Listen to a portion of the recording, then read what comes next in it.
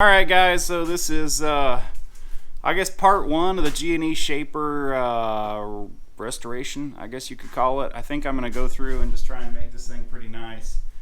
So far, hooked it up to power. All I got was it grunting.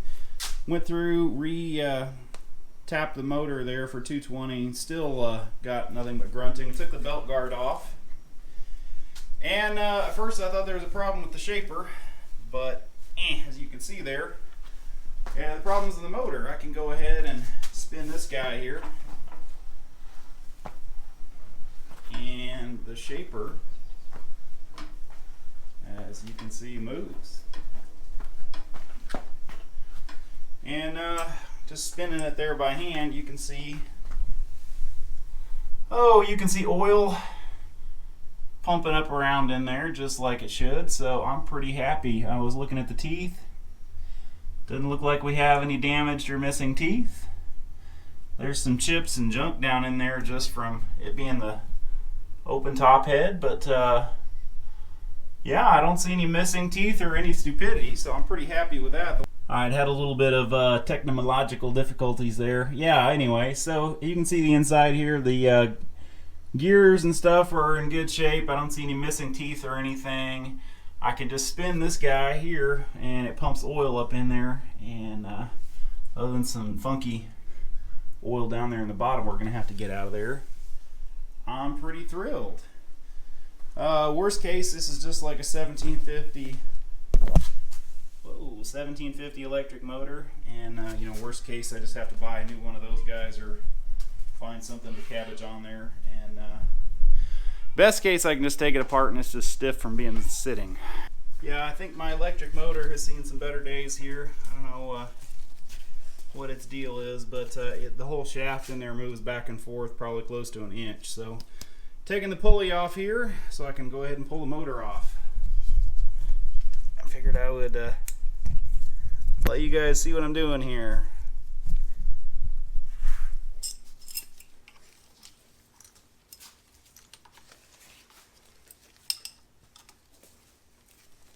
Fortunately, it wasn't too frozen on there, so I was able to get my little 3-jaw puller out here and hopefully pop it off here real easy. Oh, seriously? Oh, there we go. Alright, there's that dude off there. So we'll go ahead and see if we can get the motor. Oh, see if we can get the motor out of there.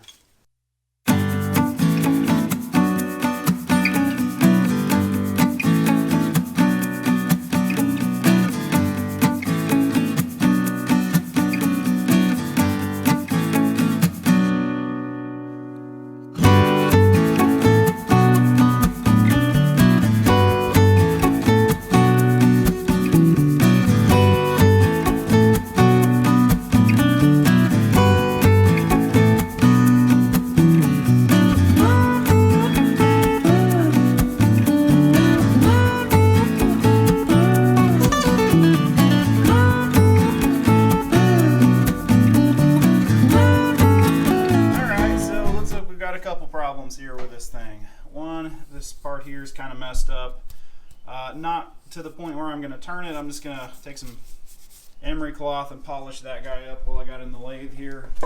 And then the inside of this guy was so chock full of crap you could barely spin it. It looks like somebody ran this front, like these, or this motor. You have to actually add oil to there, and it looks like somebody just ran it either dry or with not much in there. So just to clean up that front bearing, I'm just going to go ahead and, I don't think I'm going to turn this at all. I think I'm just going to go ahead and smooth it down a little bit. Just with some emery.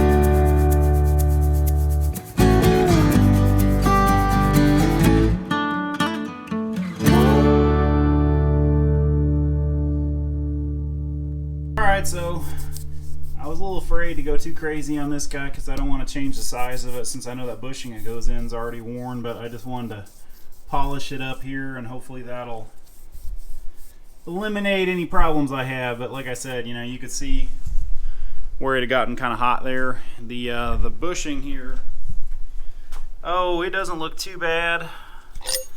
I mean, yeah, it probably be better to replace it or fix it, but I want to get this guy going here.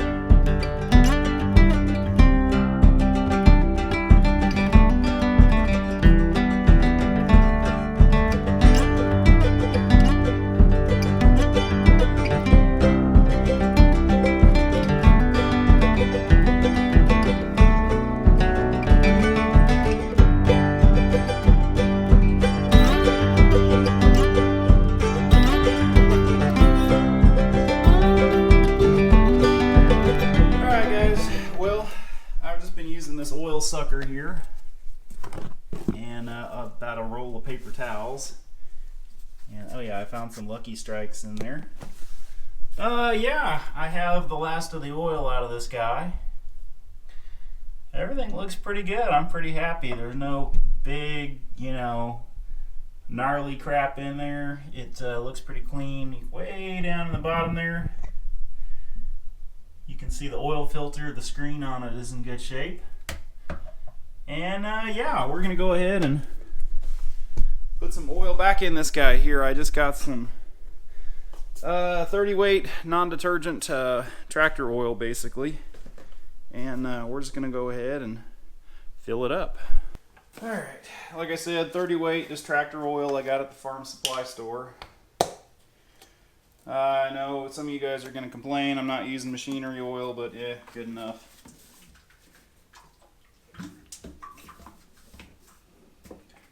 Now, if the book is to be believed, this guy should hold about 8 gallons, which is what I got. So hopefully I actually have enough, because this ended up being about $100 for the oil.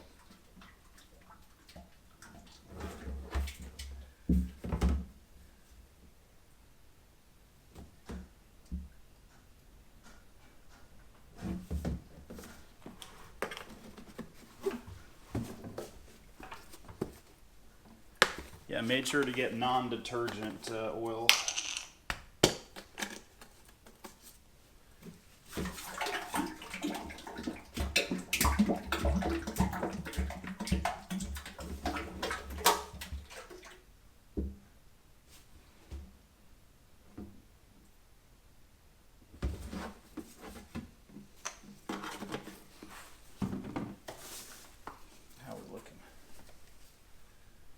We're finally covering the filter at least, so maybe it's more like 6 gallons.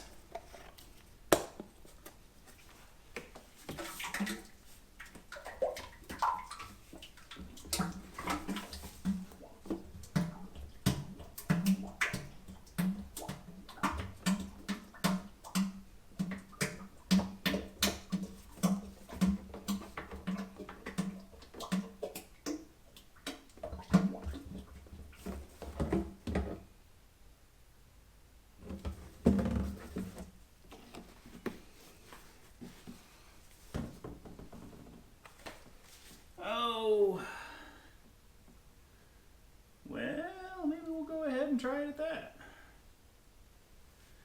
We're just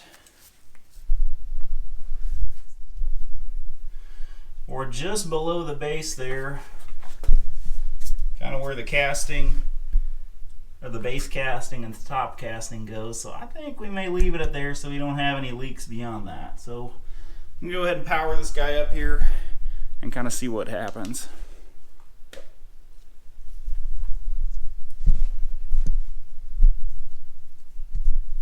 Alright, well, we got oil coming up to here to our ramways, and you can see on the other side here somebody's painted over this, but somebody scratched the thing in it there where you can see. And yeah, I'm pretty excited. I need to get a new control box for the motor because that one's set up for 480 or 460. But yeah, so it ended up being 6 gallons. We got The oil that goes up here, I need to buy a new tube for it, but other than that, we're going.